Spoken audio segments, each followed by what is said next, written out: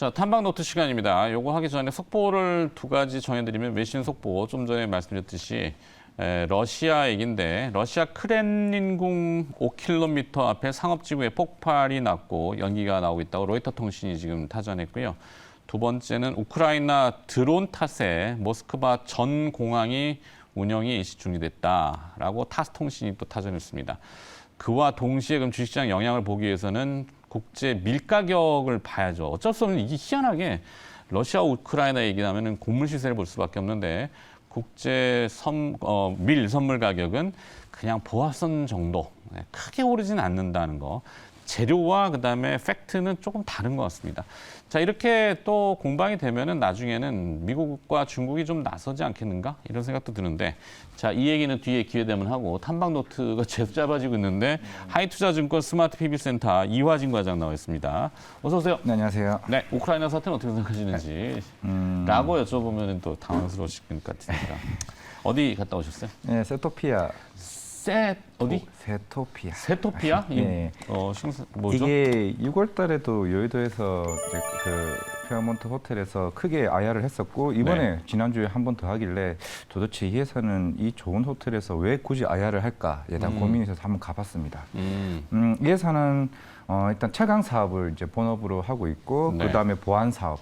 뭐 담배 피시는 분들은 아시겠지만은 전자담배 브랜드 중에서 이제 엘프바라고 해서 이게 중국 브랜드인데 네. 글로벌 1위 브랜드라고 하고 있습니다. 그게 우리나라 국내 유통을 이제 총판 독점을 하고 있는 계약이고 최강 회사가 담배를. 네, 예. 그래서 굉장히 정말 생뚱맞는 사업 다각화를 하고 있는데 일단 그동안 계속 적자를 하고 있다가 이번 2분기 때 이제 영업이익이 이제 흑자 이제 전환을 했습니다.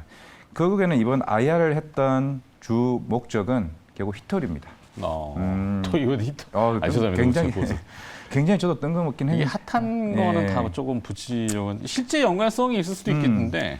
이게 아마 내년부터 본격적으로 이제 매출로 인식이 될 것으로 보이고 있는데 지금은 이제 채광 산업이 매출이 거의 한 50% 차지하고 있지만은 만약에 지금 이 회사가 내놓은 2025년 가이드라인은 거의 40~50%에서 50%는 히터리로 매출을 올리겠다라고 얘기를 했습니다. 네.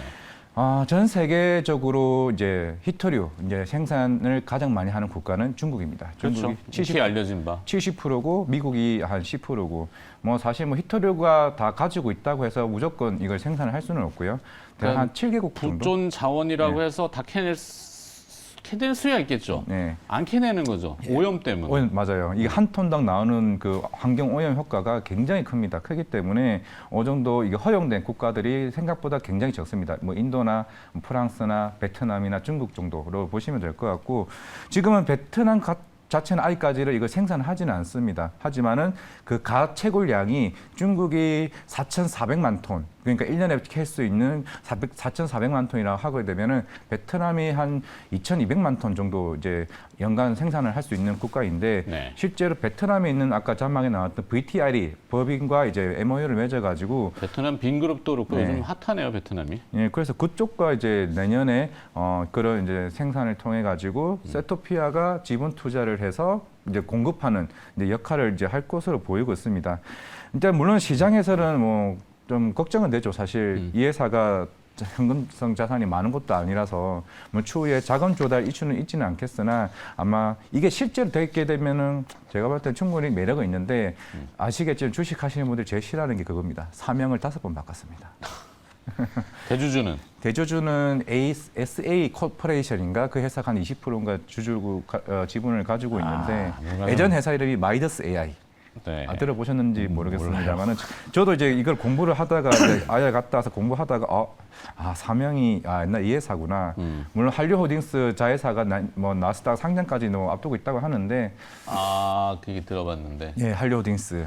그래서 가능할까 모르겠네. 이 회사가 다 좋은데 이제 제가 아는 기관 쪽에 다녀왔던 애널리스트한테 물어보니까 제일 걱정스러운 건 자금 조달이다.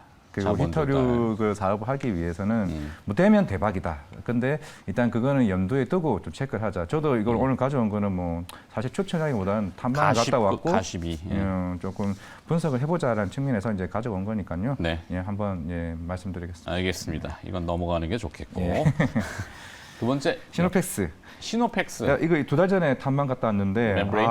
이게 그쵸. 원래 이거 수처리 필터가 원래 본업이긴 한데 네, 이번에 물 처리하는. 혈액 투석기. 아. 이것도 사실 제가 탐방 갔을 때는 회사 입장에서는 한 12월 이전으로 얘기를 했었는데 생각보다 굉장히 빨리 나왔습니다.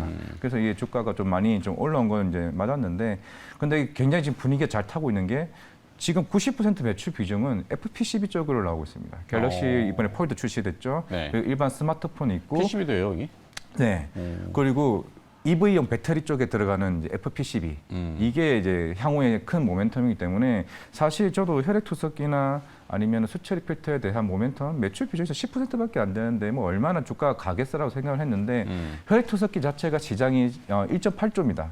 우리나라 같은 경우는 대부분 수입을 운영을 하고 있는데 네. 여기서 다 이제 결국에는 2025년부터 본격적으로 25년까지 시노패스가 이제 배타적 독점 권한을 이제 가지게 되기 때문에 아마 여기서 나오는 매출이 비중이 이제 점차적으로 커질 수 있다는 긍정적인 시각 때문에 좀 올라가지 않았을까라고 생각을 하고 있기 때문에 이제 보니까 이제 결국에는 시노패스가 가지고 있는 장점들이 사실 그동안 주가에 많이 반영이 안 됐는데 이번에 혈액 투석기를 통해 가지고 갤럭시 폴더 킴 굉장히 지금 잘 팔리고 있습니다. 그러면 3분기 실제까지 충분히 반영될 수 있다고 생각하고 있기 때문에 추가적인 상승도 나올 수 있다 말씀드리겠습니다. 오, 독특하네. 시노펙스도 하는 게 되게 많아요, 그죠? 네, 맞습니다. 자, 라스트 기업으로 진짜 궁금한 건 오늘 이 기업이었답니다. 네, 맞아요. 네. 저도 오늘 새벽에 일어나자마자 트레일 영상을 일단 보고 나서 굉장히 네, 오늘 영상 공개됐죠. 예, 좀 저는 개인적으로 감탄을 했었는데 그러니까 그런 반응들은 되게 좋은데, 네. 자, 펄어비스입니다. 근데 이게 물론 이게 한 2-3달 전부터 사실 여의도에서도 기관 매니저들도 게임들 중에서는 펄어비스를 봐야 한다는 얘기는 계속 나왔습니다. 네. 이번에 어제 오늘 주가 이렇게 부러져도 되나? 그 얘기가 결국에는 작년에 네오이즈 피 그것이 게임스컴에서 상관을 했는데 펄어비스는 근데 이번에 노미네이트 수상 후보에 한 개도 안 들어왔기 때문에 그래서 좀 실망 매물이 나왔다고 하고 있는데 제가 4개월 전 한 3월, 4월 달에 펄어비스 탐방 갔을 때도 사실 그 회사에서도 게임스컴 수상에 대한 얘기는 그냥 그렇게 신경도 안 쓰고 있었습니다. 왜냐하면은 아직까지 데모 플레이 그 게임도 아직 안 나온 상태고 그냥 단순하게 트레일러 2년 8개월 만에 나왔던 부분인데 저도 그저께 2020년도에 나왔던 영상을 보고 오늘 거 보고 굉장히 놀랐고 실제로 와 이거 정말 플레이스테이션 5를 사야겠다라고 할 정도로 전 정말 좀 트리플 A급 게임 중에서 잘났다고 생각을 하고 있거든요. 네. 결국에는 어떻게 보면은 세런 뉴스라고 볼 수 있고 왜냐하면 게임 자체가 내년 상반기에 한 6월이나 5월쯤에 나올 겁니다. 그냥 워낙 이제 신작이 내년에 나오니까 그럼 이건 게임스컴 말고는 크게 기대감이 없겠구나. 아니면은 향후에 데모 플레이가 좀 나온다 치면은 넥슨 게임즈는 오늘 나왔던 퍼스트 디센던트가 9월 19일 날 이제 오픈 베타 서비스를 한다라고 얘기가 나왔기 때문에 주가가 네. 좀 좋았고 펄어비스는 영상 끝났네? 좋아. 그 좋은 건 알겠어. 근데 그 다음에 일정이 한참 남았다 보니까 그런 실망 매물이 나오지 않았나 좀 생각하고 있습니다. 아, 참 요지경이네요, 그죠? 네. 네. 하여튼 주가 하락 이유를 딱히는 모르겠는데 수급인 것 같고, 네, 뭐 맞습니다. 선 기대감으로 많이 진입했던 것들이 왜 실망할 이유가 있을까 싶긴 한데. 그죠. 다음 달에 또 이게 도쿄 게임쇼가 있고 그리고 11월에는 우리나라에서는 지스타가 있기 때문에 네. 이제 기억에는 데모 플레이가 언제 열리고 마이크로소프트와 오늘 지금 외신들 유명한 유튜버들 외국에 있는 유튜버들이 굉장히 오늘 펄어비스 이거 붉은 사마를 보고 거의 감탄을 하고 있기 때문에 아마 흐름은 좀 다시 한번 바뀔 수 있지 않을까 생각합니다. 그래요. 자, 지금 주가는 밀리고 있는데 위기인가 아니면 기회인가 고민을 좀 해봐야 되는 시점이겠네요. 여러 가지 탐방 리포트 기업들 들어봤습니다. 하이투자증권 스마트 PB센터 이화진 과장이 수고해 주셨네요. 고맙습니다. 네, 감사합니다.